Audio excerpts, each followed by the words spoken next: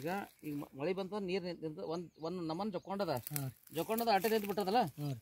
ಈಗ ಇದು ಏನಾಗ್ತದೆ ನೋಡ್ರಿ, ಇದು ಪೂರಾ ಇದು ಆಗ್ಬಿಟ್ಟು ಏನಾಗ್ತದೆ ಈಗ ಜೊಕ್ಕೊಂಡ್ ಬಿಡ್ತೀರಿ, ಜೊಕ್ಕೊಂಡ್ಬಿಡುತ್ತಲ್ಲ.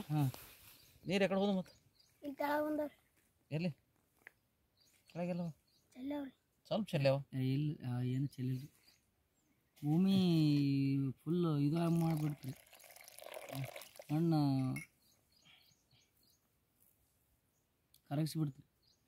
ಕರಗಿಸ್ ಈಗ ನೀವಂತೂ ರೈತ ಇದ್ರಿ. ಹಾಂ ರೀ ರೈತ ಇದ್ರಲ್ಲ. ಈಗ ಮಳೆ ಬಂದ ನೀರು ಇಲ್ಲಿ ನಿಂತದ, ಅದು ಏಟ್ ಹಾಕ್ಲತ್ತೀನಿ ನೀರು ಜೊಕ್ಕೊಲತ್ತದ. ಯಾಕಂದ್ರೆ ಅಕ್ವಾಜಲ್ ಏನು ಮಾಡ್ತದೆ ಗೊತ್ತಾ, ನೀರು ಏನೋ ಬರ್ತದೆ ಅದು ಐಸ್ ಏನಿರ್ತಲ್ಲ, ಅದು ಐಸ್ ಪಲೆ ಗಟ್ಟಿ ಮಾಡಿಬಿಡ್ತದೆ.